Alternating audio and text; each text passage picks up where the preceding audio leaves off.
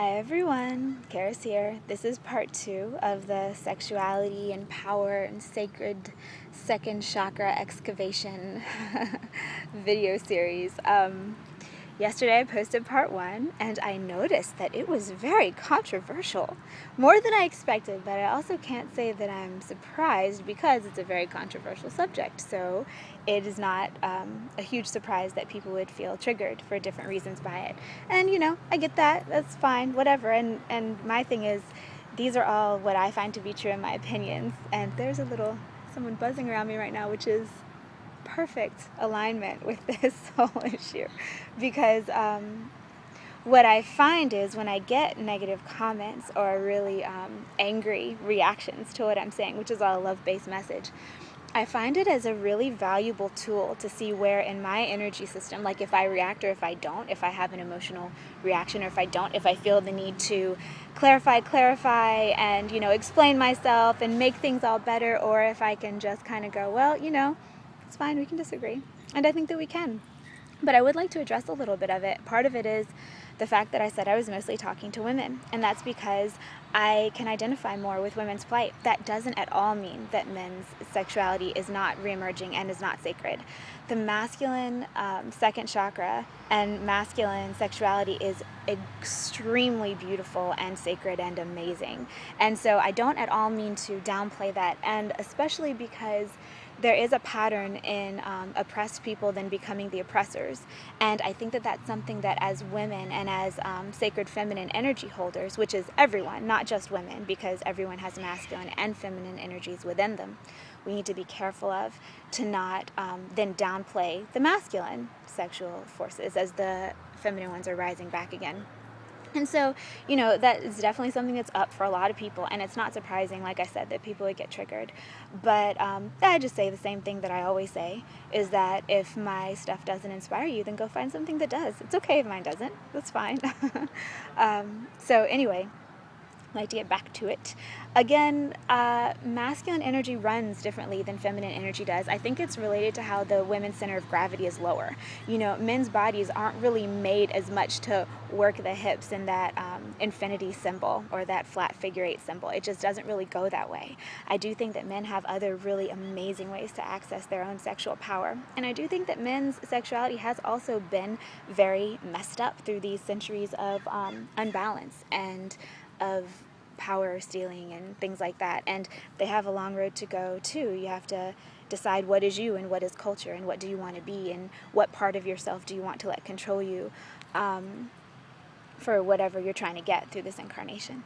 But I think that that's a whole other subject and not one that I feel qualified to speak on at this point. Maybe one day I will. I would love that if I could understand everyone the same, which I'm sure if I wanted to do a bunch of meditation and get a bunch of downloads on it, I could. But since I'm already started on this, I'm just going to keep going.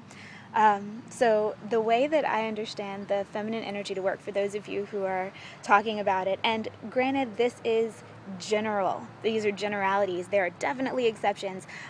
There are homosexual exceptions, there are people who were born into a one sex body and then the other gender is what they feel like they actually are. So there's a bunch of fluidity through these concepts, but I'm just speaking in generalities, masculine energy, feminine energy. So, and also you've got like women who've had hysterectomies who still have second chakras, energy is flowing, things like that. So take this to mean what I'm meaning rather than the specific words that I'm saying, because I think you'll get it, the meaning through. Anyway, so the way I see it is that the second chakra, and especially as you're walking, using your hips, letting them be flat and glide and carry you, rather than letting your upper body lean forward and your feet kind of shuttling behind trying to keep up, is that it's as if the second chakra is this bowl of golden liquid energy, right? And it sits like your hip bones kind of form a bowl. And so they hold that second chakra energy in them.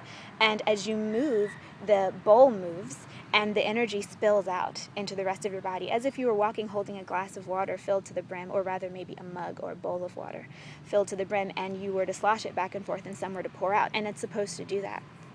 Just the same way, since we are talking about sexuality and the second chakra, at the moment of orgasm, it's as if there's an explosion, and there literally is. There's this really incredible life-giving energy that shuttles through your entire body, and that's another reason why that can be an amazing intention-setting activity, because you amp up that power and can send it out to whatever you wish to create. So anyway, keeping it in mind and keeping your spine very straight when you're walking, and allowing there to be that conduit between your physical body, the earth, and your feet and your head and above, and allowing that energy to move through and really invigorate what you're doing. So not only your physical body, but also your emotional body, your spiritual bodies. And since there is so much blockage going on in a culture generally for our second chakras, it's really important to notice when you feel a block come up and allow yourself to move through it. It's interesting, someone just head-butted me, some little insect friend, while I was saying that.